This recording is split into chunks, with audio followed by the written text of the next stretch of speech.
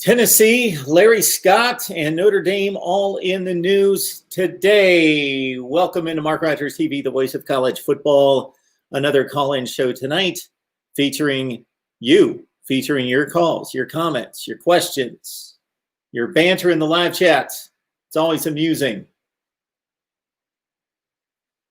Not always informative, often and almost always amusing, though. So I invite you into the live chat, of course, to talk it up with everybody else in what we consider to be the best live chat in college football. And of course, call me, 860-325-3687. I'm going to go through the news of the day off the top. Take your calls. Your calls do not have to be about what we're talking about, don't have to be anything to do with what we've left in the headline as the title of the show, which had to do with, again, Tennessee, Notre Dame, and Larry Scott. Call me about anything and everything concerning college football. I've had some recent topics and brought forth some recent debates and discussions concerning playoff formats, of course, always. The best national champions of the 21st century. We talked about that the other night. We can continue that conversation. The best teams that won national championships in the last 20 years. Or of all time. Or how about the teams that did not win the national championship? The best teams to not win a national championship. Also, there was much debate the last two nights here over who would win a game between the 2001 Miami Hurricanes and the 2013 Florida State Seminoles. Do you have any interest in that? Just throwing out some topics. But we will get to the news of the day, but remind everyone to please like the video. So before you do anything, come on in. And before you dive in and forget, because you're just having such a good time, smash that like button. And I'm going to assume that everybody watching tonight, especially the live viewers, but even those that come in later, have subscribed to the channel. And if you have yet to subscribe to the channel and you know what we deliver here, then please subscribe. If you don't, if you're coming across us for the first time, or maybe you've only checked out a couple live streams or a few videos, then check us out, stay tuned, watch the content, and then we hope you will make the decision to subscribe right here. If you want to help us build the channel, you start by smashing the like button. You also share these videos out on social media.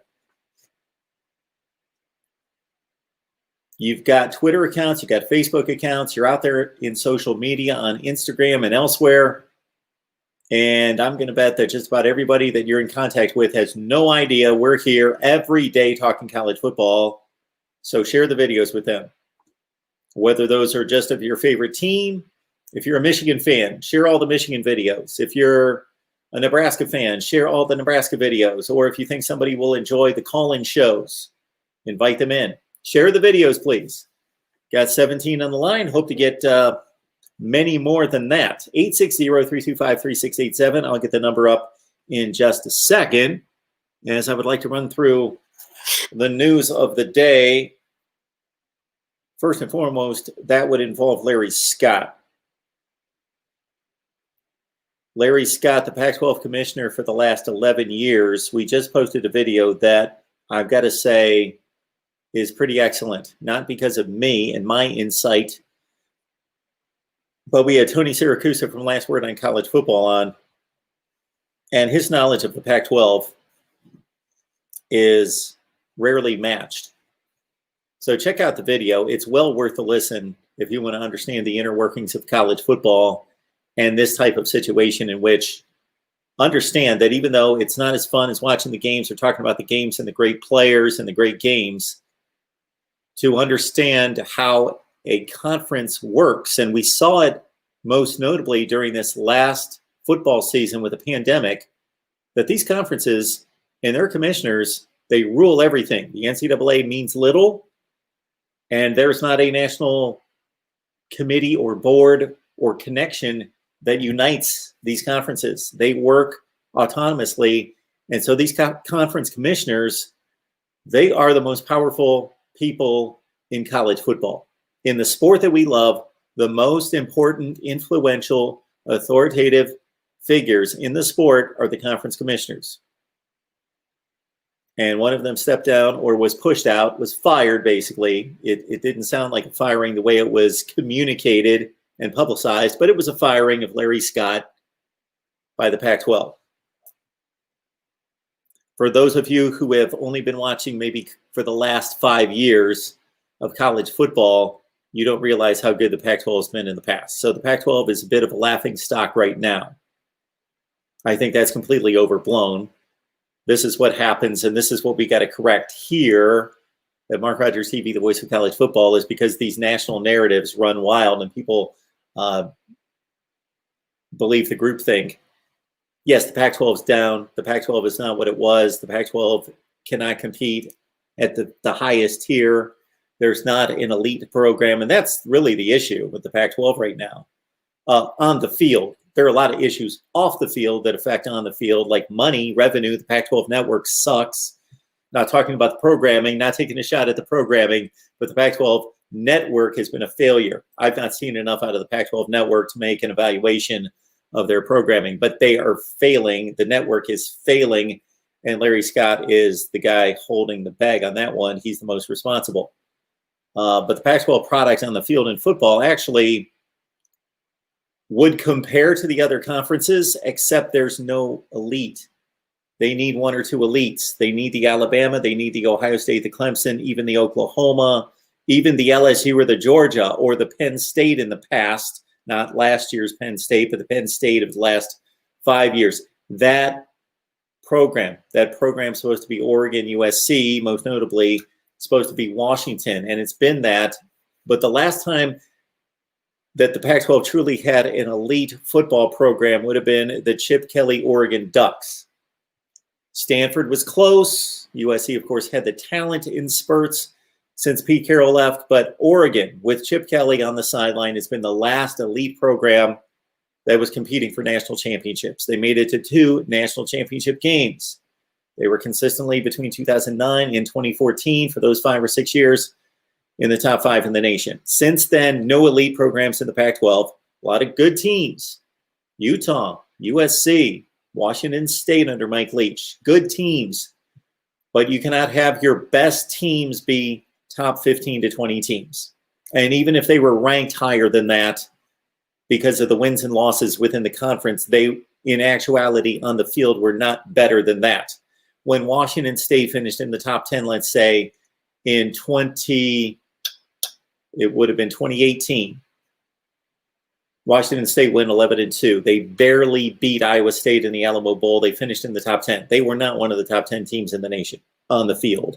They were in terms of record, evaluation, and because of what they achieved in the Power 5, the AP and the college football playoff rankings placed them in the top 10, but they were not truly a top 10 team. More like late teens, low teens, 20th in the nation, something like that. First call of the night coming, and again, our big stories of the day. Tennessee, Notre Dame, and Larry Scott. Pac-12 commissioner has been dismissed. He will retain his position through the end of the academic year in June. Mark Rogers TV, the voice of college football. Who's on the line? Hey, good job with Buckeye Talk today. Really enjoyed it.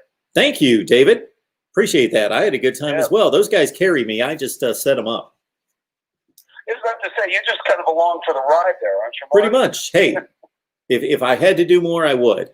But I learned from them, so we might as well just let them take it away. No, it's good stuff. Hey, I'm glad you got my one question in, by the way, about I do think that Mayan Williams has a future maybe in the backfield at Ohio State. I kind of tend to agree with Noon. I think it's probably in a complementary role rather than a starter. But I'm looking forward to seeing what Travion Henderson does next year coming in. That backfield's going to be really, really interesting. I'm hopeful that he can have kind of a J.K. Dobbins kind of impact. Dobbins had, real strong impact as a freshman. So I'm hopeful for the same for Henderson. And then we had the quarterback discussion. And, David, I think that that this is the widest and the most open this quarterback competition has been since, 2004? Troy Smith, Justin Zwick, with no experience? Right. Well, if you remember '04, Mark Zwick actually kind of had that job going into the year. Yes. It was just, I remember the Buckeyes hit that skid where I believe they had that 3-game losing streak. Yep. That was really the Tressel. Well, Tressel had 2 down years. It was his '01 and it was his '04 were the only seasons he didn't win 10 games. And, he lost all those players off the '02 team going into '04. They were pretty young. But that's what made him go to Troy Smith. And, Smith got on a run after that. And then it's unfortunate that they didn't have Smith to start the season and then had to go back to rotate Zwick and Smith in that Texas game, which really cost him in '05. So. Yeah, the '04 team was interesting because they did lose the 3 games early. I think they brought that record. The record was like 3-3 after they lost to Iowa badly. They lost to an overtime game to Northwestern, and I forget the third loss. It might have been a Wisconsin. And then they lost Wisconsin. Yeah, then they lost the 4th game to Purdue the week before the Michigan game. And then that Michigan game was obviously a foreshadowing of things to come because Troy Smith cut loose and they just, between he and Holmes and Ginn, just as you well know, that was a fun game to watch that didn't have a whole lot on the line or nothing on the line outside of the rivalry, but just from a rivalry standpoint and then not knowing, of course, on that particular Saturday what was to come for Troy Smith, but to see that team just cut loose after all the struggles that year and play to its potential and then go and hammer Oklahoma State in the Alamo Bowl. Yeah, Les Miles last came at Oklahoma State before he took the LSU job, I believe. That's right. If I'm not mistaken. Yeah. Yeah, the thing about that team, and I will say that the one thing, and Tressel always gets criticized for his conservative play, and to be fair, 2 things. I would make a few points. Number one, he won a national title with playing trust ball, so you got to give him credit at least for that. And then point number 2 is when he did get a quarterback and some receivers that could play, i.e. Troy Smith, Ginn, Holmes, Gonzalez, those guys, he did open it up and show that he could be, not so conservative and play a little air raid offense of his own. Yeah, so, he did. I think he gets falsely tagged with that a little bit too much, Mark. I don't know if you have an opinion on that. I'm pretty much right in line with you, David. I think he coached appropriate to the talent and the situation, and not just the talent at that position and what he had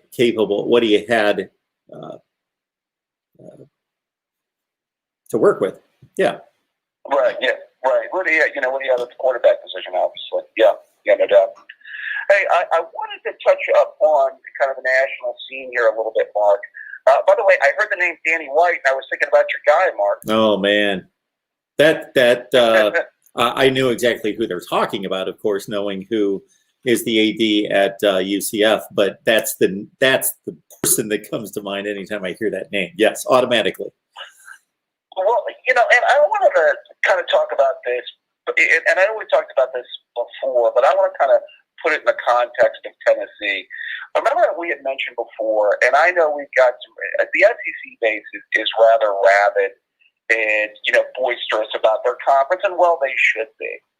But I think that we need to put again Tennessee's run of dominance in a context, and SEC fans they have a very short it's actually become a fairly long period of time. They have a fairly short memory that. And we've talked about this before, Mark, but there was a time when the SEC and the Big Ten were fairly comparable in the 90s and into the early 2000s. The line in the sand, as we've always said, Mark, was that 2006 game between Ohio State and Florida, which is when the SEC really got on their run of, 7 straight national titles. So Tennessee was able to really take advantage of an SEC in the 90s when, as we mentioned, it was really a 2-team race between them and Florida. And I think that these Tennessee fans, they have to remember that they caught a period of time when Georgia wasn't as dominant as they were. Certainly LSU wasn't the program that they were in the 90s that they have become in the 2000s. Alabama had some good teams in the Stallings years, but really after the Stallings years, they only had one kind of pretty good team, the Sean Alexander team of '99 that won the SEC. So I think that, and I don't know if this is what you're hearing from Volunteers fans, do they appreciate that as a fact? And then on top of that, have they kind of readjusted their expectations and say, with the conference that we're in, 8-4 is kind of basically the ceiling? I don't think any fan base, except for very few people that are more studious within the fan base, are going to admit that their situation was favorable or the conference was weak. And I'm not saying that the SEC was weak, but compare the SEC at the time to now, it was weaker. I don't think any fan base is going to take their glory years and say and admit to any type of favorable situation that caused them to succeed or help them succeed. Well, in 1986, between the Big Ten and the SEC, I remember a lot of people saying, which got a difference between. Hey, Dave, we didn't catch hardly any of that. We're losing you. Mark, yeah, we're losing you, Dave. So if you can hear me, Dave, why don't you hang up and call back?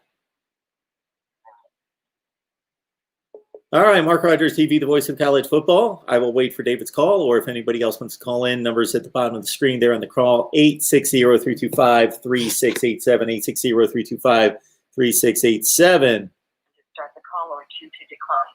Press 1, the call will start at the beep. Hey, it's Mark. Is this Dave?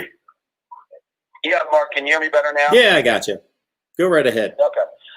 No, I was just, the point that I was expanding on is that, as I said, at that particular period of time, it was really, really the Florida team that they had to get past, and that was pretty much it in the SEC. All I'm saying is I think the Tennessees, the Nebraskas, these dominant programs have to look at the landscape of their conference and where they're at. And I know, as I've said, FAN stands for, oftentimes, it's short for fanatic. It's not always short for rational thinker. But at the same time, you have to look at the landscape of your conference and have an idea of where you fit in it. You know what I mean? That's what's wrong with my statement. Well, you're right, Dave. Absolutely. You're completely right.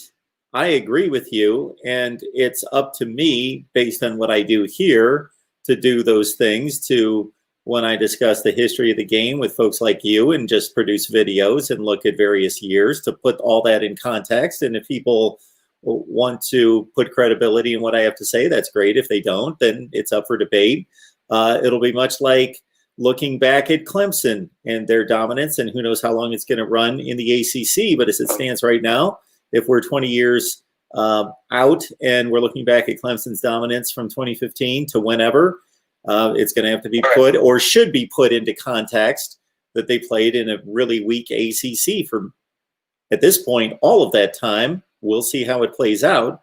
But I doubt if a typical Clemson fan, and I'm not knocking Clemson fans, that has nothing to do with a particular fan base. I think this is just general to any college football fan or sports fan, that they're going to say, well, we went to X number of national championship games and won the ACC 13 years in a row, and that'll be the end of the conversation, and you won't be able to bring forth the research and the facts that it was a weak ACC. Right. Well, the thing about it too, also, Mark, I think because you also host like the Florida State and the Miami call-in shows, and I've listened to a couple of those call-in shows, and it does seem like at least the guys that you have in there to talk Miami and Florida State football they seem to be a little bit more realistic about what their expectations are from a record standpoint of what their teams can produce. At least the guys that I hear on the shows do. Does that sound fair? Oh, I think they're very knowledgeable and reasonable about where their programs stand currently. I don't think that they believe that that's what it should be. So if you and I were having a discussion in the year 2000 and we said, well, Ohio State went 6-6 last year, and then they just came off an 8-4 this year, we would say, well, what's reasonable in 2001 coming off 6-6 and 8-4? Well, probably what Tressel produced, but that's not what we believe Ohio State should be. Sure. And I think that's where they are. Right. Well, the one thing is, I mean, if you look at the Ohio State run, and I was just going to get there, Mark, is that, and we've talked about it before, really Ohio State, and I started watching Ohio State football in '86, late '85, really first full season I watched them was '86. And from '88 to '92, actually from 1987 to '92, they never won more than 8 games. So for all these people that say Ohio State, really the last year of the Bruce era and the first 5 years of the John Cooper era, never won 8 games, and they never won a bowl game over that period of time, which is hard to fathom. So, say what you will about Cooper, he actually kind of got them back to, at the very least, being a national title contender. And really, Tressel kind of just took that baton a little bit, and he just finally got them over the hump, to a great extent. And you've mentioned it before. I mean, obviously the Cooper era could have been a lot different, said 2 or 3 games. Obviously, the last game of the year probably being usually the one most of the time.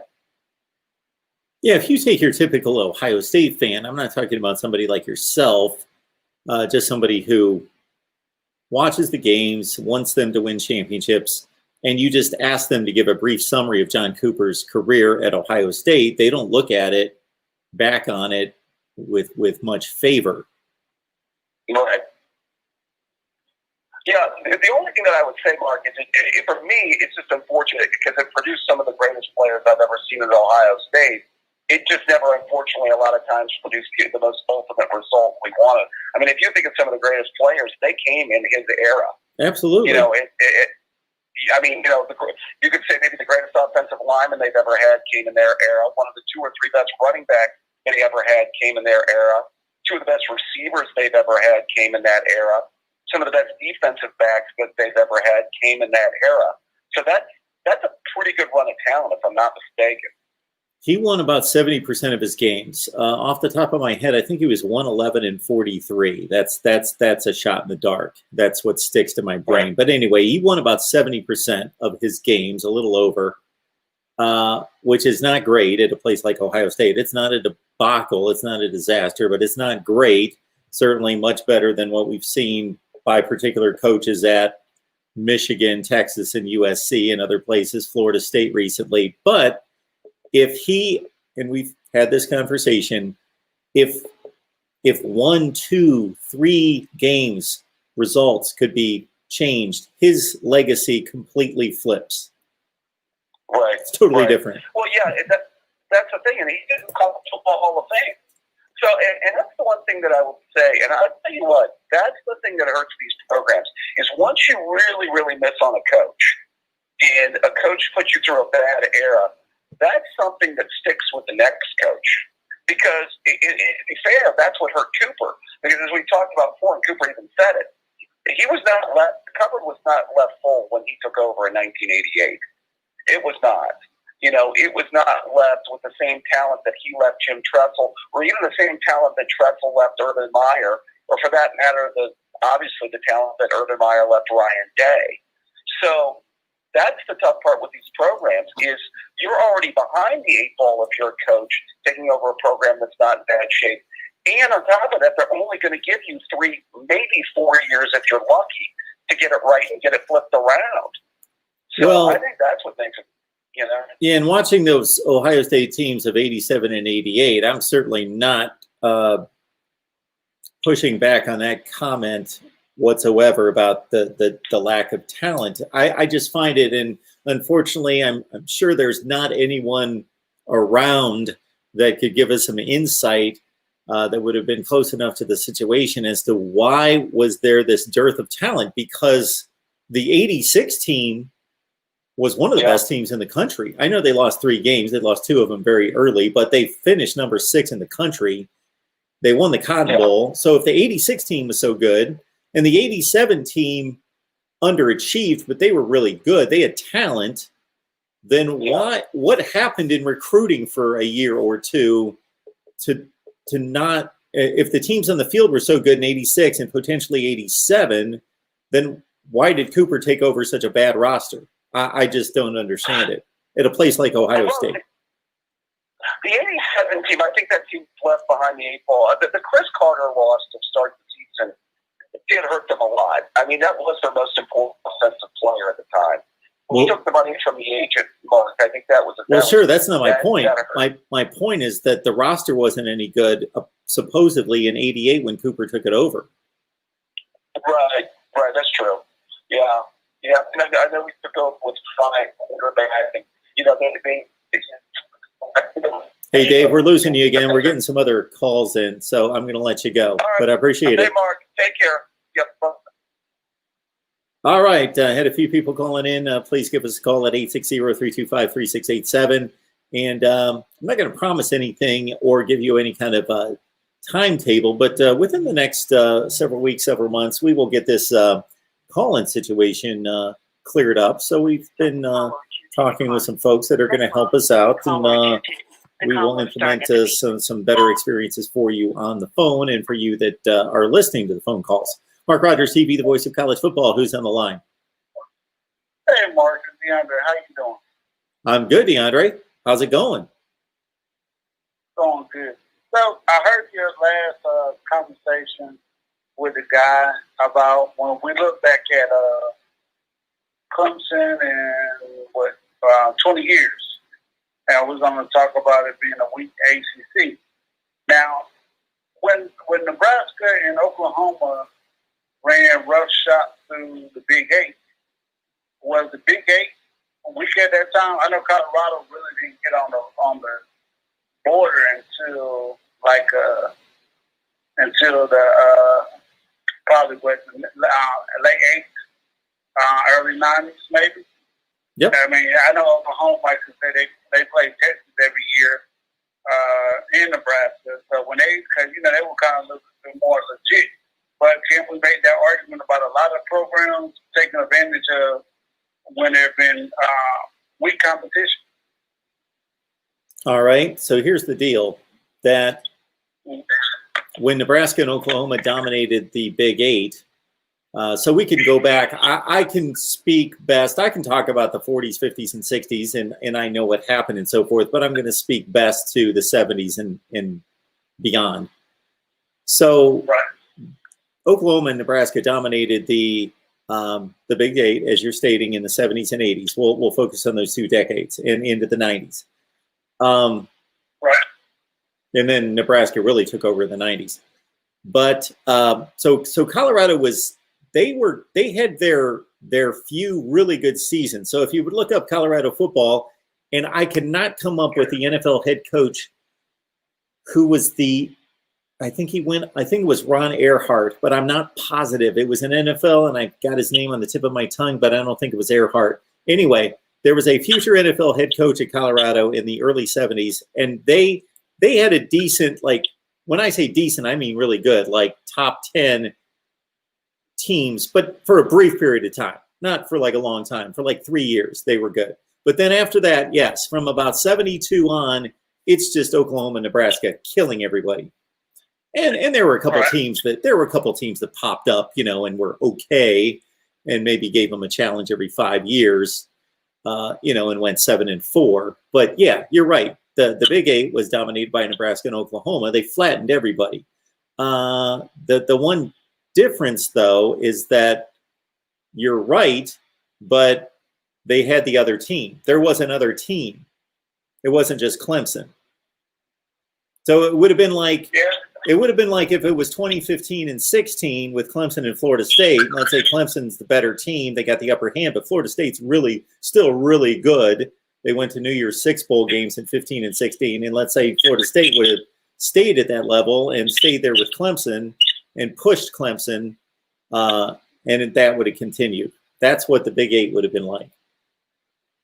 Yeah, I got you. 'Cause, I mean, Oklahoma, and I give it to them, they went out and played Miami, they played Texas, and then they had to play Nebraska. So that's 3 really good teams. And like I said, to me, Colorado was a bit later. But even to look at Southern Cal for a minute, I think UCLA might have been like decent. But now, I think that was the quarterback then. But pretty much, it was this UCLA, right? I mean, USC. When are we talking about? When they made their run, correct? Depends when we're talking about. What are we talking about? When? In the 2000s? 2000, when they had Reggie Bush and them guys. Yeah, Pete Carroll's teams. Okay. The Pac-12, Yeah, really not UCLA during that time. Cape McDonald's last year was 98. So he took them to the Rose Bowl in 98. That was his last year, Cape McDonald at quarterback for UCLA. So UCLA, I know they had one of those smoke and mirror years in 05. They started 10-0 with Maurice Jones-Drew at running back. They went 10-0, but then they got completely just annihilated by USC and somebody else I can't remember, and finished 10-2. They really weren't that good. No. You're thinking of the 98 game. So anyway, really the teams that challenged USC during that time, Oregon State was okay. They were pretty good. They had a lot of 9-4 years. Washington wasn't. They had a bad decade after 01. You know, they had a really good team in 2000. They almost won the national championship. They beat Drew Brees and Purdue in the Rose Bowl. Marcus Tuiasosopo at quarterback. They went 11-1 in 2000. But then during Pete Carroll's run, Washington was out of sight. They were no good. Like you say, UCLA wasn't any good. Arizona State, they were okay. Yeah, nobody really challenged USC until Oregon. You know, Oregon, starting in about 07, they started to get really good. And they went to the Rose Bowl in 09. And that's my point. You know, we look at it, it wasn't Southern Cal's job to make these teams look better. Yeah. Or Nebraska's job to make some of these schools look better than what they are. You know, coaches can't help who they play.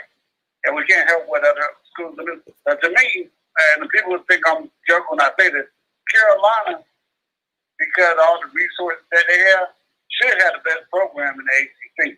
You look at Carolina athletic program, that's one of the deepest athletic programs I think in the country, outside of Ohio State, Texas, and I can't think of Notre Dame probably. North Carolina has a lot of money in there.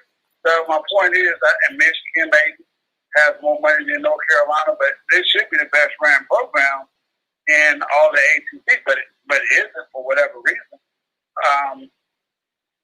Lack of coaching, not keep, because known to be a basketball school, those guys go to other places. But I was just saying that sometimes I think we look at it and say, yeah, these guys, what's the reason why these guys are good? Because all these other teams are sorry. But at the end of the day, outside of the LSU game, Ohio State game, past 2 years, Clemson beat the best out of the best in the bowl games. And I know you put a lot of emphasis on the bowl games because you said that's when you see most of the best matchups. But nowadays, some of those teams don't play the best players. But when it comes to that came up against Ohio State, the Oklahoma, Alabama, they won their fair share of those games, even they play in the week at week ACC, as we like to call it. Sometimes, and I agree with you. A lot of times, I wish we had better matchups that we can tell how good these teams really are. Because a lot of times we just assume that they absolutely suck. I saw something funny, like, I'm going to let you go after this. Like in the early 2000s, late 2000s, like Boston College was ranked number 2 in the nation. And people don't realize at one point in time in our lifetime, Boston College had a pretty good program. Yeah, but you tell people that now, it's like, no, they don't have a good program. It's like, why do some of these schools fall off or don't keep up or not consistent or whatever? Virginia Tech's another example. Pitt. These schools, if you go back and look at their history, no, they might not have won national championships, but they were decent football schools at one point, and for whatever reason, they have fell off. I mean, it happens. Bama, we talked about that day. Bama wasn't that good. Honestly, I don't remember LSU ever being good as a kid until Nick Saban got there. They weren't. Grown man when Nick Saban, right. Yeah, and I think I told you this before. Outside of Ohio State and Michigan in the 80s, and maybe Iowa every now and then, and Michigan State, I really don't. And Illinois, of course, was really good too. I really don't remember anybody else like jumping up challenging those two. In the Big Ten, it was like those two, and then you might have Michigan State, you might have Iowa, you might have Illinois. I know Illinois really had a really good program in the 80s. Don't know what happened to him, but no. But thank you, Mark. I appreciate it, DeAndre. You have a good night. Thanks. All right. You too. Bye. So there was a lot there I wanted to respond to, actually, and now it's all scattered. But yeah, Boston College. Go back and look at Boston College. Doug Flutie stepped on campus in 1982, and Boston College was awful. He stepped on campus. Jack Bicknell was the head coach. Of course, they had some other players. I won't go through the whole thing, but from the time Flutie was there, pretty much since they've had a lot of good seasons. Had a lot of good seasons. Matt Ryan. That's what DeAndre was alluding to. 2007, Matt Ryan lifted BC to a number 2 ranking in the country. Then they lost a couple games late, but they still finished fringe top 10, 12th, 13th in the country. But Boston College under Adazio has been 7-6, has pretty much been their stay ever since. Syracuse. You want to talk about a good football program in the 80s and 90s from, if you want to go way back to Jim Brown, Syracuse was really good, winning national championships, competing for national championships. Larry Zonka in the late 60s, mid to late 60s. Floyd Little, Syracuse. But from the time I started watching, there was a Syracuse team that took a number 1 Ohio State team in Columbus down to the wire in 1980. But later that decade, the late 80s, Marvin Graves, Don McPherson as head coach, that run into Paul Pasqualoni through the 90s up until about 01-02, Syracuse was really good. Donovan McNabb played Florida in an Orange Bowl. And when I say that Donovan McNabb played Florida, I want to give credibility and I want to give value and worth to the entire team. It wasn't Donovan McNabb, but just to cut through time and to conserve time, I just throw out names just to give you reference points. Donovan McNabb and Syracuse were good in the late 90s. And so Syracuse then fell off the wagon around 2001 in there. And they've popped up and had a couple bowl teams that went 7-5. And of course, the team a couple of years ago went 10-3, but smoke and mirrors there. Just to clarify, DeAndre, if you're still listening, I will give the ACC credit for being a top-notch football conference when they are on the field. I've got nothing against the ACC. I take no joy in slamming the ACC. In 2016, I sat right here, or actually I was about 40, 50 feet away, probably in 2016, doing the show down there. And I was basically saying that the SEC was the best conference. I believed that, but actually that the ACC played the best season based on the non-conference games and the bowl games. The ACC, from Clemson on down, played the best football against the other 4 conferences in 2016. But since then, it's just continued to topple downward. This last bowl season, obviously Clemson's performance against Ohio State was a disappointment because you're taking the best team in the ACC and one of the 2 or 3 best in the country, matching it up against a light team, and they got whipped.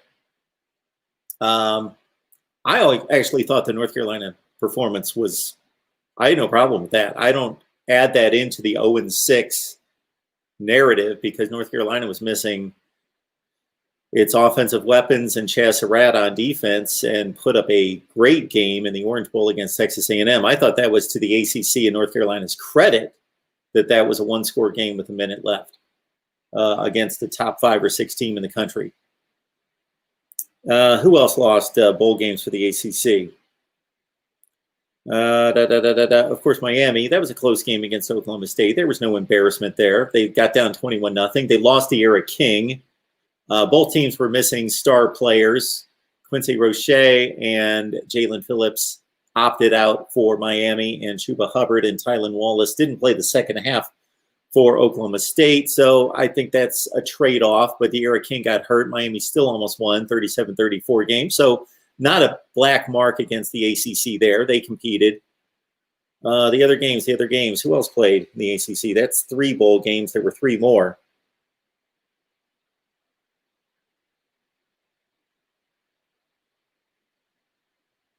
NC State lost to Kentucky. So NC State's 8-3 in the ACC, and those were all ACC games, except they beat Liberty. So 7-3 in the ACC. So you're taking a top-notch ACC team, like a third or fourth place team, fifth place maybe, and they're playing a 4-6 Kentucky team and they lose.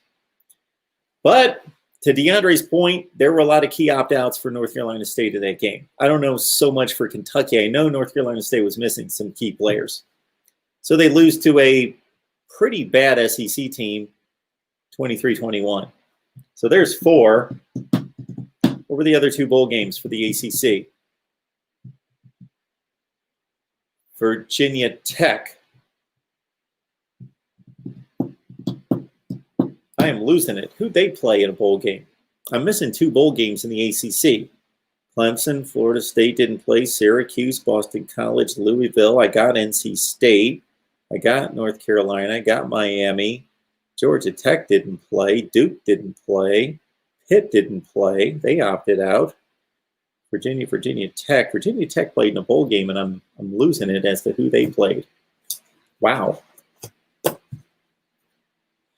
All right, Chris Kennedy.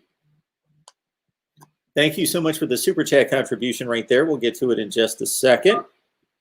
So, Chris, thank you so much for that. If I was Tennessee, I would go after Chris Peterson. Well, Chris Peterson's one of the best college coaches there is. Of course, he stated at the end of his Washington tenure 2 years ago that he was just kind of burned out, but maybe he's refreshed now. If they get through the probation, he's the guy to get things on track. Tennessee has to sell it. Well, he would be the guy to get it on track. So, Chris, you're right in line with me. I stated the other day that they have to get somebody who is a strong personality, not just a personality who's flimsy in his core, but a strong personality who also has intestinal fortitude and character. That's the type guy. Of course, he's got to be able to coach football too. A strong leader is needed at Tennessee, no doubt. MarkRogersTV, the voice of college football. Who's on the line? Hey, Mark, it's George, trapped in Portland. George, trapped in Portland. Trapped in Portland. We expected you to be in Florida by now. We thought you were going to be in. If we could take up the collection, I could get out of here. Take up a collection. Well, I was going to move. Joe Biden said he's going to give us all $1,400, and I thought, okay, I'll wait 2 more weeks. And now they're saying like it's never going to happen. I might be stuck here. That's okay. Don't worry about me. Let's talk about college football. it's kind of hard to talk about college football after I hear that, George. I know. It's depressing. But don't worry. I'll take up a collection later in the chat section.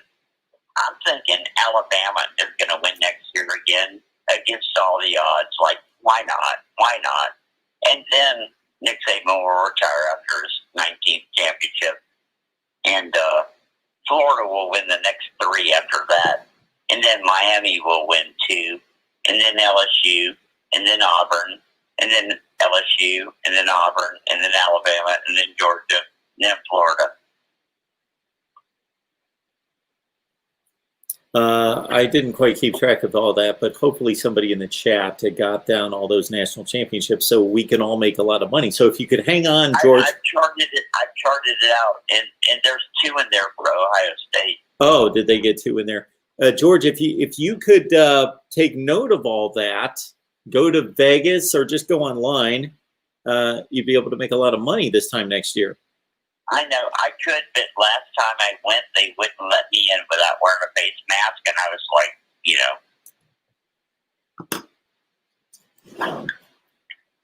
I could just make big jokes with you about this all day, forever. Today, Mark, I've been living, I told you, on Social Security and veterans benefits and food stamps for the last 20 years, right? Today, they called me from the office, and they said, you signed under duress on all these contracts. And I said, yeah, because I'm under duress. And they said, we're going to send them back and you got to sign it right. And I said, so now I'm really under duress. I just do this all day, Mark, just for fun. Everybody that has a legal problem calls me. If you ever have a legal problem, call me.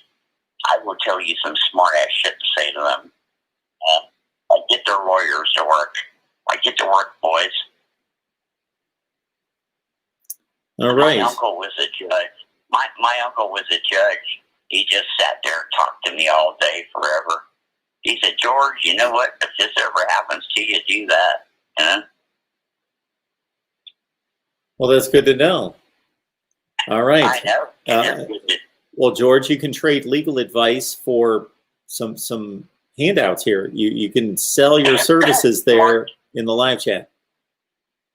I'm about to sign up for your Patreon page for like $25 a month. Well, no. No, you're not going to do that, George. You're trying to get money gathered up to go to Florida. Oh. I never have to doubt. I never have to.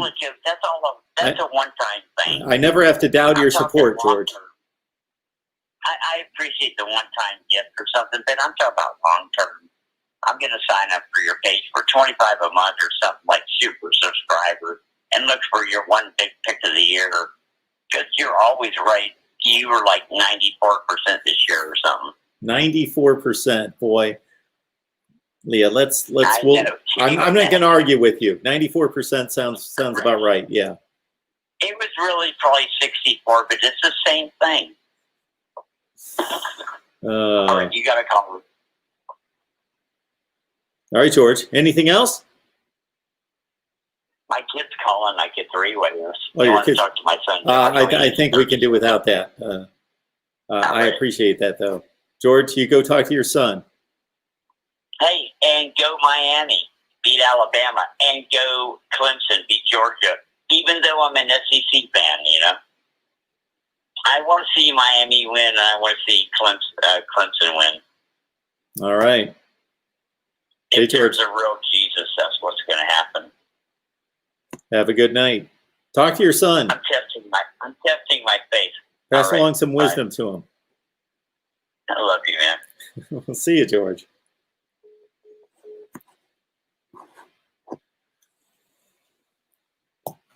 We had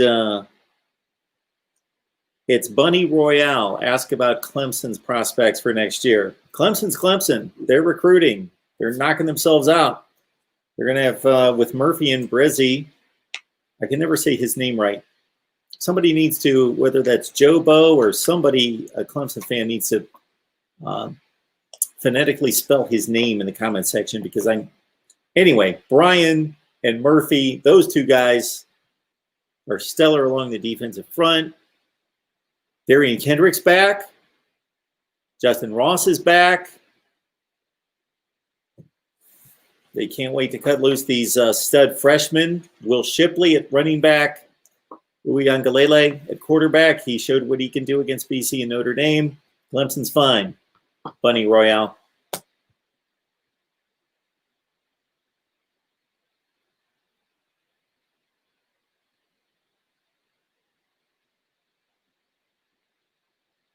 Yes, Matthew Campbell, Dylan McCaffrey has announced that he's entering the portal.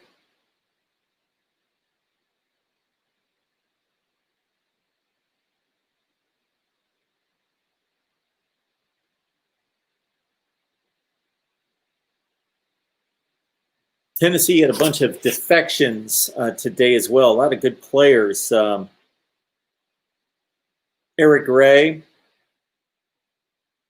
and their all-SEC linebacker. And two other main contributors.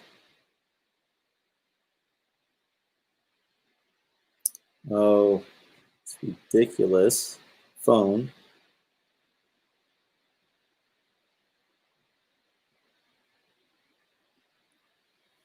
Of course, the UCF athletic director has taken over there at Tennessee, Danny White. Linebacker Henry To'o, a former SEC All-Freshman selection, started 12 games over the past 2 seasons. 3 other Tennessee football players entered the transfer portal. So they're the first wave. Running back Eric Gray, who was one of the top rushers in the SEC. Linebacker Tavares Crouch, offensive lineman Jameer Johnson also entered the portal.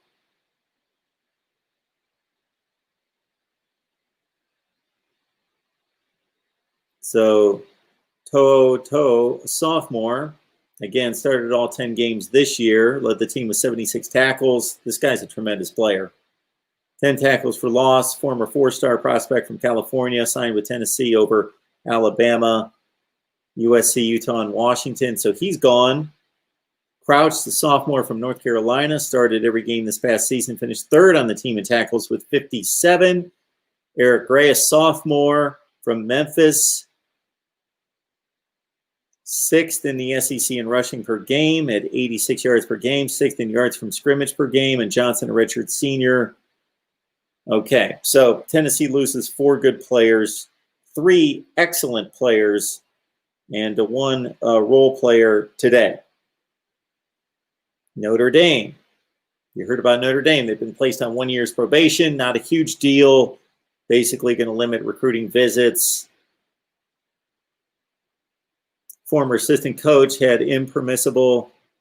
Don't you hate when the internet jumps your page all over the place because they're popping in ads? Okay. Notre Dame placed on 1 year probation on Thursday after the sides agreed that a former assistant coach had impermissible off-campus recruiting contact with a high school player in January of 19. That would be Todd Light. And for those of you who've been watching college football for a long time and also the NFL, Todd Light was a top player for Notre Dame back in the late 80s on a national championship team, or he might have been a little bit later than that. Was he on the 88 team? No, I think he was more in the 92, 93 range. Anyway, this was in pursuit of the recruits Vel Smalls, and at his high school in Seattle, Smalls was the number 15 rated prospect in the country. So that's way up there, number 15. Not at his position, number 15 in the nation. He eventually signed at Washington anyway. Don't you love when schools cheat and then the players don't even sign with them? That's what typically, I want to say more than half the time during these recruiting scandals, allegations, and then improprieties that are proven, that the player in question did not even sign at the school. He went somewhere else. So these are similar to the infractions that have been hit, that have hit Florida and Texas A&M. Again, not a huge deal, just a little embarrassment. They're on probation. They're going to have limited number of contacts and visited. So phone calls and contacts and visits to campus are going to be limited. They're going to get those cut down at Notre Dame as well as Florida and Texas A&M. Mark Rogers TV, the voice of college football. Who's on the line? Hey, it's Rod Farva. Mark, how you doing? Hey, the Rod Farva. I'm good. How are you doing? Good. Haven't called in a while. Last several months, it's just been real busy with work and other stuff going on, but I've been on the last few days, so I'm glad to be back and glad to be back talking with you. It's great to have you. Yeah. So I was just curious. We kind of talked earlier, I think it was on the Miami show. I mean, we didn't talk. We kind of discussed through the chat, but just kind of what do you think about the direction that the Pac-12 is going to go in now that they got rid of the commissioner? He, quote unquote, stepped down. Because you and I both agree, that's a very proud conference. And at one time, it was probably one of the better conferences, not the best. Like you said, in 2014, they had a great season. I was just seeing what kind of type of changes you would like to see them make, and your thoughts on Gene Smith, Ohio State AD, being one of the leading candidates on being the next commissioner. Well, we had a nice conversation with Tony Siracusa, our Pac-12 guy, there with Last Word on College Football, and I just posted that video a couple hours ago. It's about 30 minutes long, really dissecting all of this. And for the Pac-12's sake, I don't like what I hear out of him in terms of the presidents that are most involved in the search for a commissioner don't seem to be sports, athletics-minded presidents. So I think that's one of the big issues that you have. Anytime you've got a situation like we saw transpire in the Big Ten this past season, in which the players, the coaches, the families, the fans, all were pushing toward football, and then you had this pushback, and the pushback was that the academia and the upper echelon at these universities were not that invested in football. I think that's what you have anytime typically, again, there's a lot of things that could derail a football program, but in particular, you got to get the administration at the highest levels on the same page as everybody else, and everybody has to be committed to this is going to be a great football program. And I think that's one of the issues you might have going forward in the Pac-12, and have probably had in the last 10 years in the Pac-12, is that there are certain universities who could care less about football. Now, because the football makes a lot of money, and there are certain components within the university that are pushing for football. You know, take a place like UCLA. As Tony talked to me about it, their president doesn't go to football games, doesn't go to basketball games, care less about sports. Now, UCLA is so big and powerful and has money, and there are certain components within the university that are going to continue to push for athletic excellence. That's going to keep it pushing to a certain extent, but they're not going to achieve elite status without the president and the chancellor and the board of directors wanting that. And I think you might have that with the Pac-12, that, of course, if you're getting an athletic commissioner, they're an athletic person. They're a person who has a background in athletics, so that should be important to them. But I think they're in the Pac-12 more so than any other conference. They're more about, in addition to the academics, which is a good thing, but in addition to that, having a more of a fairly distributed resource into all the sports and not just football. And that's one of the reasons. Right. And another thing too, because the Pac-12, they thrive on a lot of those non-revenue sports. Well, like you would think they would. They thrive athletically. They don't thrive monetarily. They thrive athletically. Yeah. The Pac-12 has by far the most most national championships of any conference. It's not even close. The Pac-12, if we want to argue this was not a college football channel, if this was a college sports channel, the Pac-12 would be not even the SEC. It would be the SEC on steroids. It would be 50 times better than the SEC. It's the most dominant sports conference. If you take in track and field, swimming, tennis, baseball, softball, all that into consideration. Right. Yeah, I mean, it is. I mean, again, but they still have like those proud traditional programs, you know what I mean? Like obviously USC's one, Oregon's really been on the rise. You can really tell they're thriving and trying to make those strides to become an elite program. But it just seems like it's more the decision making the conference has made has really held the conference back, especially those Pac-12 after dark games, because there would be such good matchups on. They'll kick off at 8 p.m. out there, but it'd be 11 o'clock kickoff here in Ohio. And I just can't stay up that late, when you're watching games at noon kickoff here. We can get up early to watch game day, the Fox big noon kickoff and all that. So it can be tiring. So you would think, hopefully for the conference sake, in the playoffs, I mean, I know I get it. The presidents got more important things to worry about other than athletics. But like at the same time, like you said, they got to look at the big picture and see how much of a cash cow football is. You know what I mean? And you would think there would be some sort of rational thinking to at least accept that, that athletics does help and helping in finding the right guy. And I think Gene Smith would be the right guy. You also have to understand. From an Ohio State standpoint, selfishly, I don't want him to leave, but at the same time, I think he would be a great fit. You also have to understand that you're saying all that about the game times from an East Coast perspective, from an Eastern time zone perspective. So if you lived in California, and let's say we're not talking about college football fanatics, talking about the person who likes to watch their favorite team play and might sit and watch a couple more hours of somebody else play in their conference or wherever, the best national game.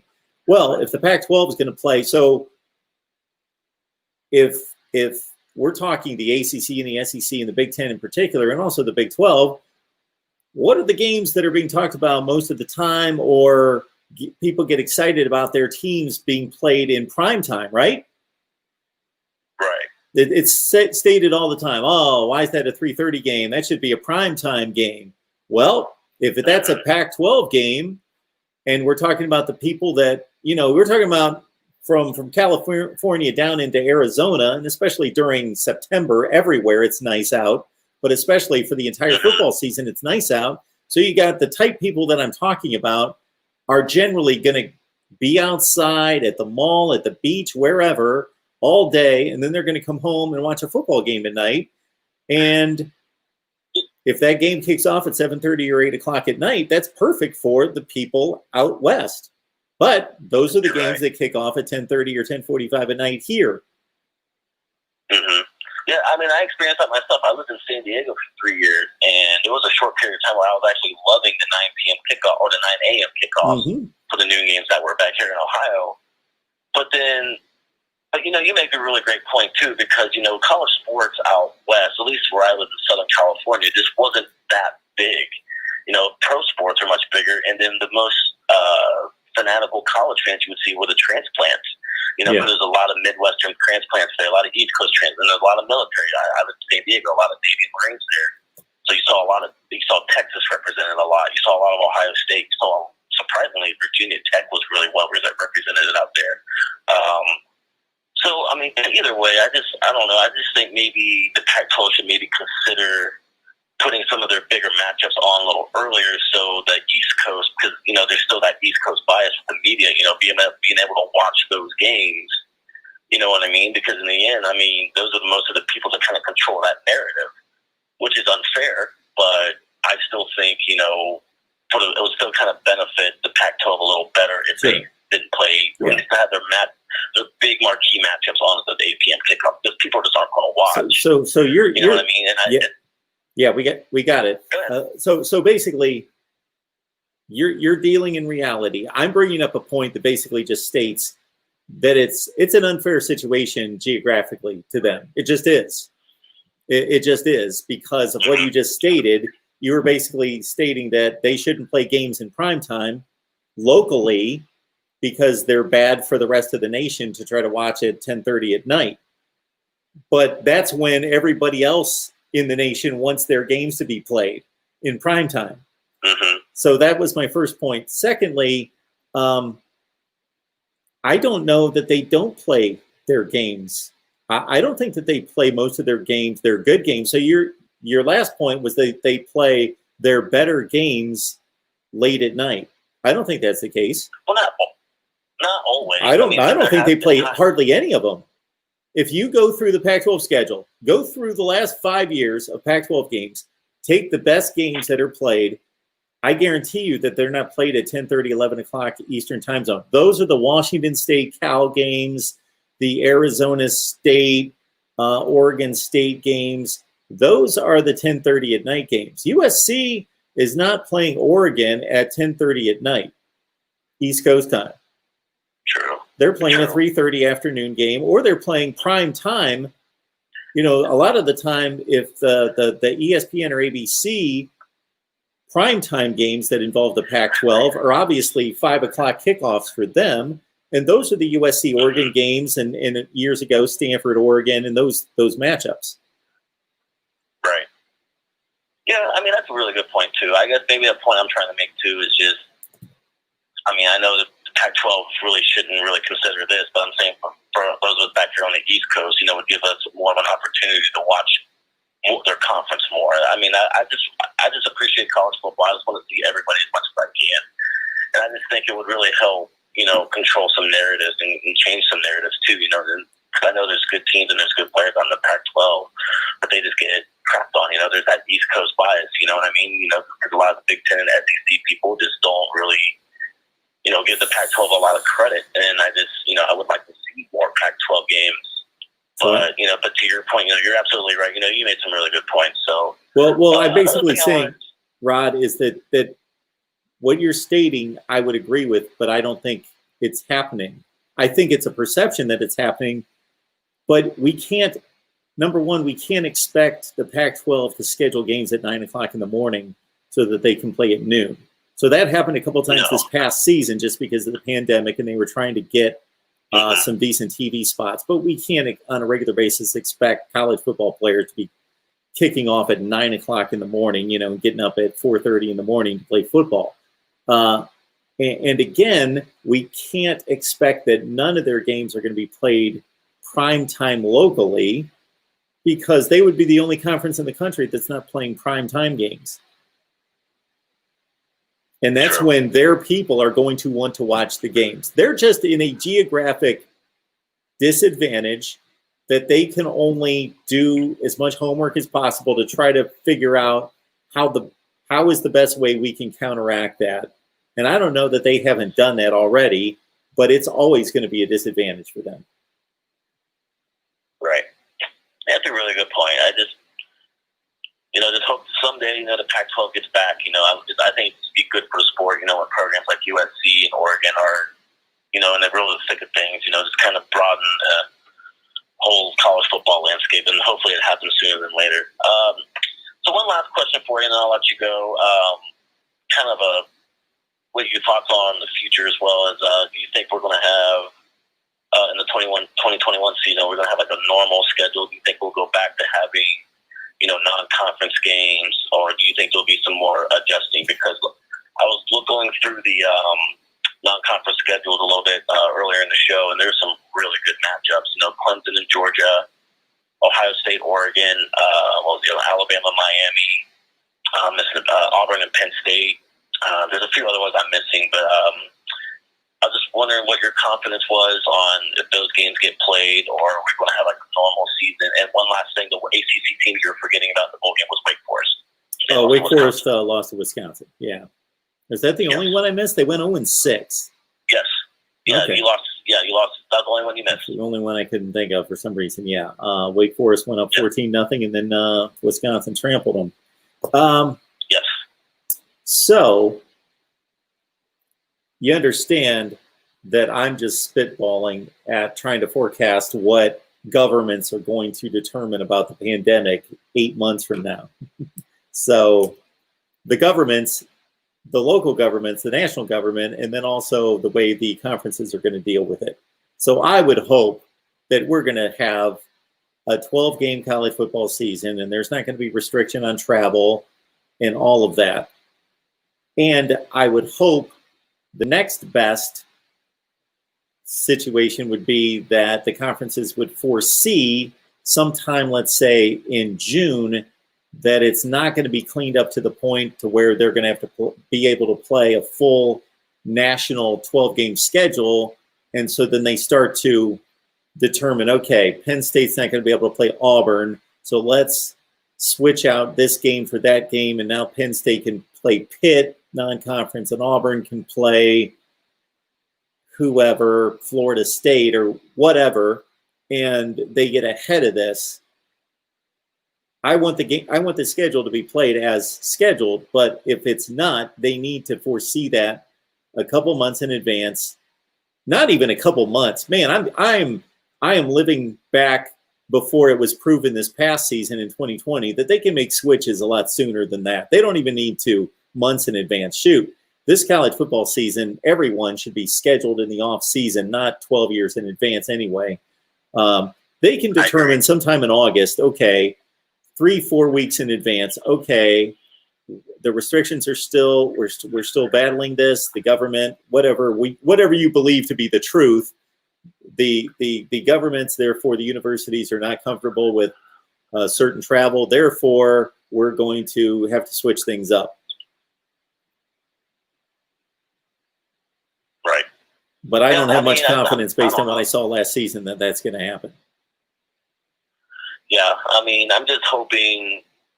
I don't know. I'm not to get political. I just really don't know what to think. Hopefully the new administration kind of reduces some of the panic and fear, and to say, hey, we can get these games in. No athletes were in serious danger last year. There were no hospitalizations or anything like that. Nobody died. So, I hate to have that attitude, and be disrespectful for those who have lost loved ones. But it's just, I want my football back. I want normalcy back, just like everybody else. And I just think there's a lot of opportunity. There's a lot of good teams, a lot of good players. And I'm just really feeling for these players who are having their futures being jeopardized over this. So this is not a political statement, but I'm going to make it anyway because it's obvious. Whether you believe there's too much restriction or not enough restriction or whatever you believe, based on the election results, that was not the decision to be made to push football or any events to be played. If you've seen this play out over the last 10, 11 months, obviously there's been one side of the party lines that have been pushing open economy and travel and capitalism, and then the other side not. So that decision is not the decision that has gone the way of the election. So you should not be have too much hope in that being the way from the national and local governments, if you follow me. True. All right. Yeah, I'm not surprised to expect the unexpected. But all right, Michael, thanks for taking my call. Great show as always. Appreciate it. I'll talk to you soon. Okay, have a good night. All right. Yeah. Regardless of what your political platform, or if you have any either way, that certainly can't be debated in terms of which side of the aisle has pushed for, again, an open economy and a lift on travel restrictions and so forth, and which one has not. That's plain to see. All right, got some calls in from 860-325-3687. I can take them now.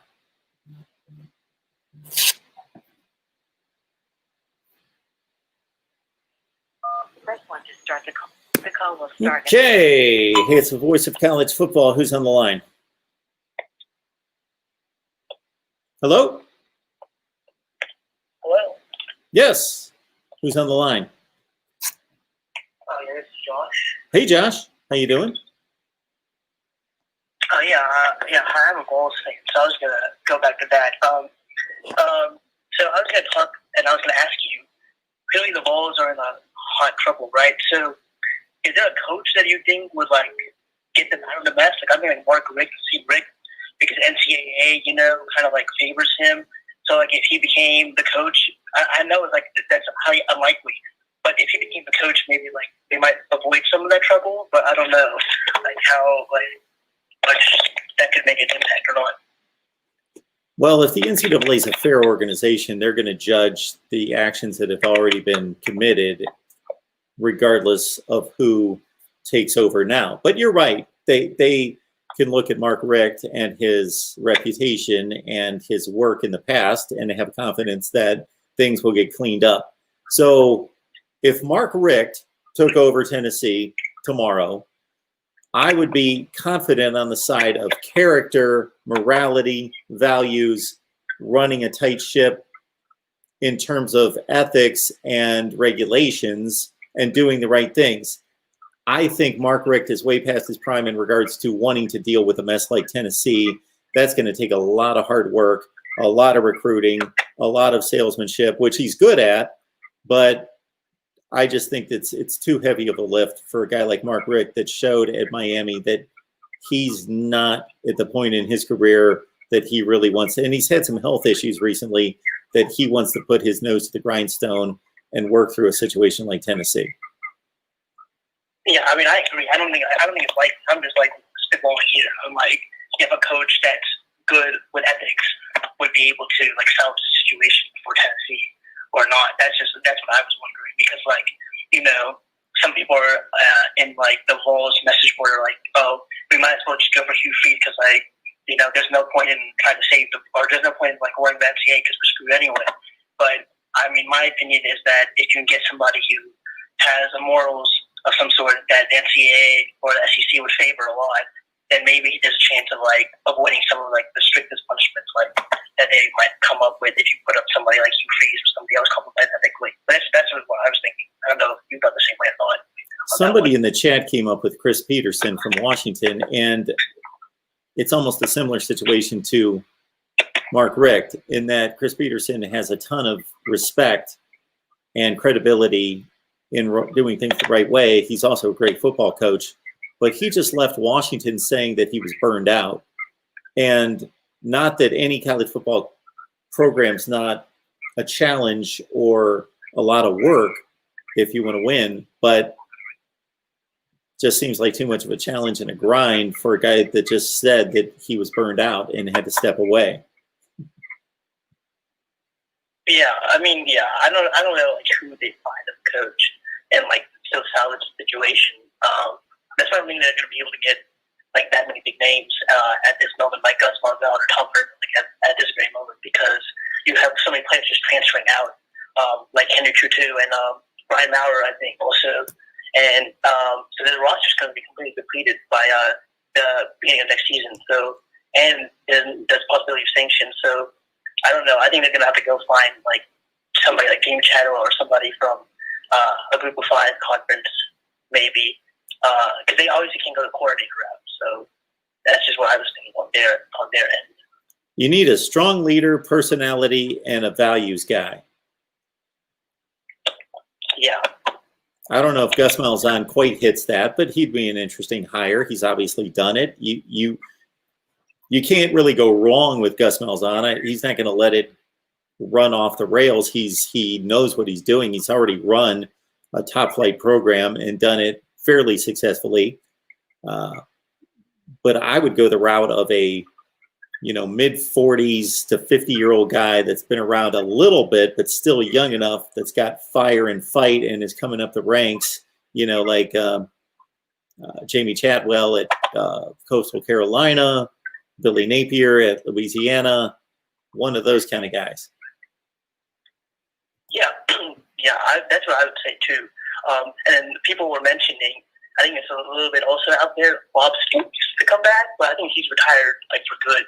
So I don't know how about that could be ever, because I know he was the coach of Oklahoma for a long time, and then he just retired abruptly. So yeah, I don't know how about Bob Stoops could be, but.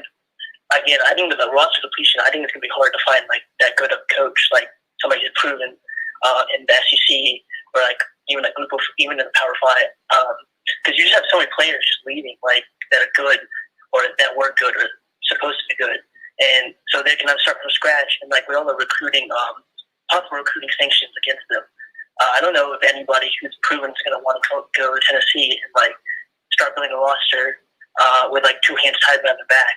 Is what I see. So that's why I don't think like any of like the big names, Gus Malzahn, Tom Herman, are likely to happen this year at least. Maybe or not even next year. I don't know on that one.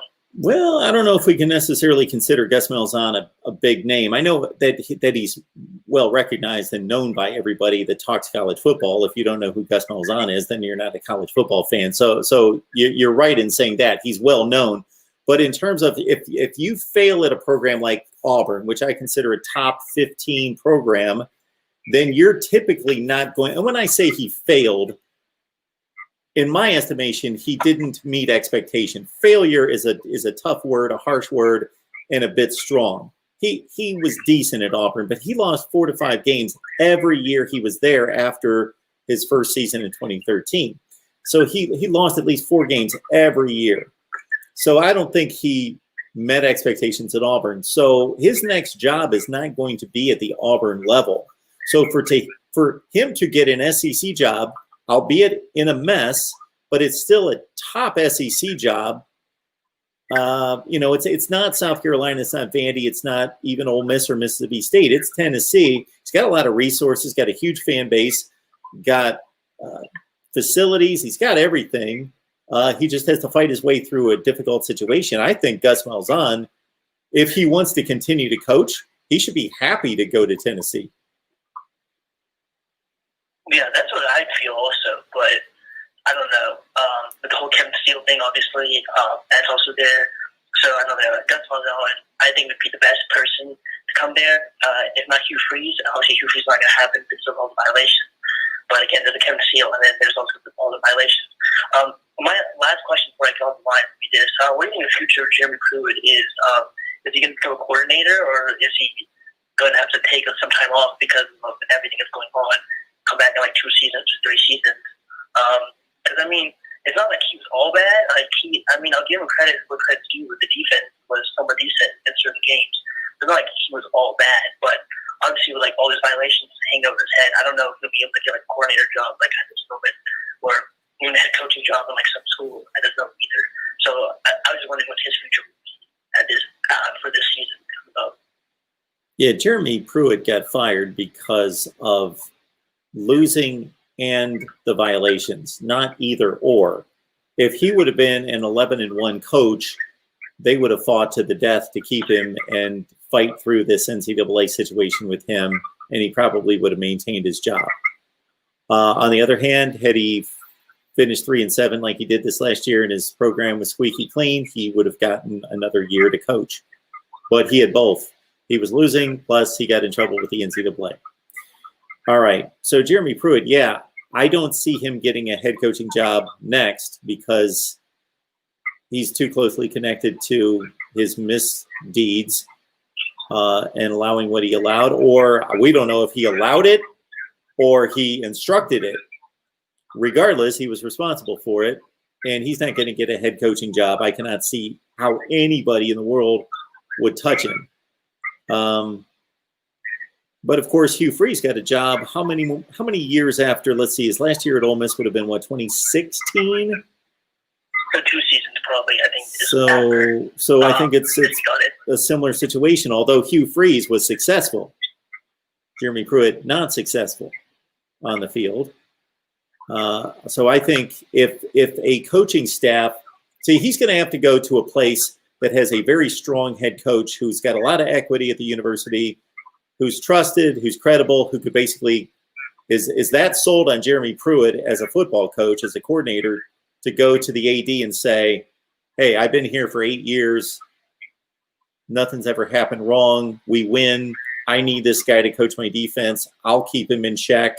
He's not going to be responsible for anything else. Trust me. Trust that I'm going to keep him on the hinges. And it's going to have to be that kind of situation. He's probably not going to go become a coordinator for a first-year head coach or a second year. He's going to have to go somewhere like Nick Saban has taken all these guys in who have a knock against their reputation. But once they hang out with him for 3 years, then they've revamped their reputation and they're off and running somewhere else. Yeah, I'd see that too. I could see that. Him being defensive coordinator for Nick Saban. I mean, one last question. I thought this would be the final one. With the new hire of the AD, who do you think, like in your opinion, would be the likely head coach in 2021? Because it's not even Kevin Steele. I don't think so. Who do I think they're going to hire? Yeah, as a head coach.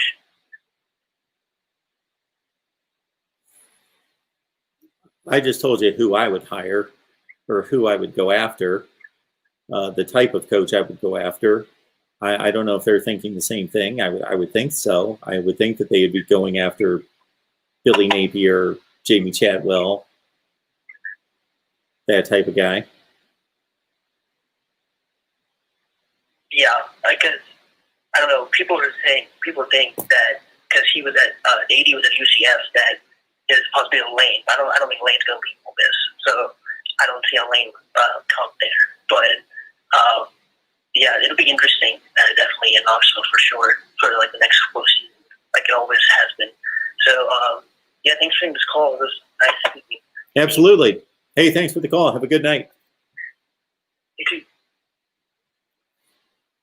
Take note of who the media online and elsewhere list as candidates for jobs. Anytime I would love to have seen somebody keep track of this down through the years, because generally that short list of candidates that are displayed by the media, none of those guys get hired. Usually that's the deal. We pretty much have a framework of coaches that we go to every time there's a job opening, depending on the level and depending on the area of the country. And usually that guy doesn't get hired. Those 3 or 4 or 5 guys that get mentioned don't get hired. It's somebody else. So we in the media, I'll include myself, but I never promoted myself as somebody that was great at guessing who's going to get the next job. It's just not something that I really am interested in. I'm just waiting for. I'm the guy that just wants to predict football games. In terms of making predictions on other things, I just wait until guys get drafted, guys get signed by colleges, guys get signed as head coaches, and then I evaluate it from there. MarkRogersTV, the voice of college football. Who's on the line? Hey, Mark. I've called a few times before. It's Jake. Hey, Jake. How are you? I'm okay, not too bad. The good Lord woke me up today, so I'm feeling pretty good. I wanted to, I was tuning into your, it was the live calling show. I think it was, this past Sunday, I think. I didn't call in, I was going to, but, he was talking about, cool matchups. I know this is about Notre Dame, Tennessee tonight, but I, started this thing. You know how the Big Ten basketball does the ACC Big Ten Challenge and all that? Yeah, well, I was wondering if you didn't mind. I actually came up with. I wanted to share some matchups if you didn't mind. And actually, at the moment, it's not ready yet. But I came up with a. Cause I really don't have nothing else to do with my time too much right now. I'm in the process of making new conference alignments, and I figured sometime when it's ready, maybe I could share it. But Well, you can share it if it's a short list. We're not going to run through like 72 teams, but what do you have for us? Oh yeah, no, it's nothing like that. Basically, how I did it, how the basketball team does it, the basketball conferences. I basically did Big 12 versus ACC and SEC versus Big 10. And then I have some others, but I did for SEC and Big 10. I did LSU versus Michigan. I remember that's the one you had. I agreed with that. And then Alabama and Iowa, because never really had that. And then Florida and Ohio State, old matchup. And then Auburn and Penn State, and then Georgia and Wisconsin. Texas A&M and Michigan State, Tennessee and Indiana. Some of these, I don't know. I just kind of Ole Miss and Minnesota, and then South Carolina and Northwestern, and then Arkansas and Purdue, Mississippi State, Maryland, and then Vanderbilt and Rutgers, and then the Big 12 ACC. I did Oklahoma, North Carolina. Figured that'd be interesting. Texas, Miami. By the way, before I finish, some of the conferences had runoffs. So, like Clemson, I had them facing somebody else, but West Virginia versus Louisville, TCU versus Virginia Tech, Kansas State versus NC State, North Carolina State, Iowa State versus Wake Forest, and then Baylor versus Duke, and then Texas Tech versus Virginia, and then Kansas versus Syracuse. And then just a few notables, UCF versus Liberty, and then I did Cincinnati versus Pitt, any more interesting ones. And then I had an old matchup, I had Oregon versus Clemson, and then USC versus BYU. And then I did Nebraska versus Colorado for an old rivalry. Okay, so those are basically just games you would like to see. Yeah, basically, I figured they could do something like the Big Ten basketball conference does. And it would kind of, because people always talk about SEC and who's the best conference and stuff, I kind of think it'd be a neat series to do each year. I don't know, just spitballing, but yeah. So that was just So like our Big Ten versus SEC, like the first week or something, and then like the same week do them all. Yeah, that was just the idea. What's the Pac-12 going to do? Cool. Well, the way I had it was the Pac-12 and the AAC basically played instead of each other. I had basically the Pac-12 play in the runoff teams I was talking about. So like Clemson, BYU, FSU, Illinois, Nebraska, East Carolina. I know like that's like basically a normal, out of conference games. That's not really conference versus conference. But then Western Michigan, UConn, App State. So I guess you could put like Pac-12 versus AAC. That just didn't seem very, I guess you say a sexy matchup to me. So I don't know. That was just Okay, good stuff. Well, thanks for the rundown of games there. Yeah, no problem. One quick thing, that fantasy football thing you was talking about. Yeah. How would you even go about do something like that? Well, we would do it just like a pro football fantasy league. Oh, I see. Well, I mean, would you just do it like on paper and then have people and have the rules like that? Well, we wouldn't do anything on paper. We'd have to we'd have to do it through a website. I'm not doing anything on paper unless somebody else wants to take that Yeah, on. I was gonna say I didn't know you could even do that. Yeah, that's something that I'd possibly be interested in being a part of or helping with maybe. But yeah, I'll let you go. I just wanted to, and then the fantasy thing was a little side note. Oh, that'd be phenomenal. Yeah, I would love to see us put together a fantasy football league. Absolutely. Well, I appreciate the call. That'd be cool. Yep, no problem. Take it easy. All right, somebody else was calling. I'll take another call here. So Alfred the Savage, Danny White, I hope you're kidding about the punting. Yes, he was a punter, but he's a very accomplished quarterback, Danny White. Maybe you're not old enough to know that, but look up Danny White. Had a tremendous record there with the Dallas Cowboys. And also Michael Hogue had commented, do you ever rip on the Big Ten or something like that? I'm going to ask the question, maybe the next time Michael calls, he can ask me or tell me why I would be ripping the Big Ten. If he can give me a reason, I don't rip people or conferences just to rip them for no reason. All right, Mark Rogers TV, the voice of college football. Who's on the line? Hey, Mark, it's Dominic. How you doing tonight, man? Dominic, I'm good. How's it going? It's going good. Yeah, I got to tell you something. Sure. Guess what happened to me last night? I'm going to guess you ate dinner. You slept. You walked the dog. You took a ride in your car. You, I don't know, played Scrabble. You watched a movie.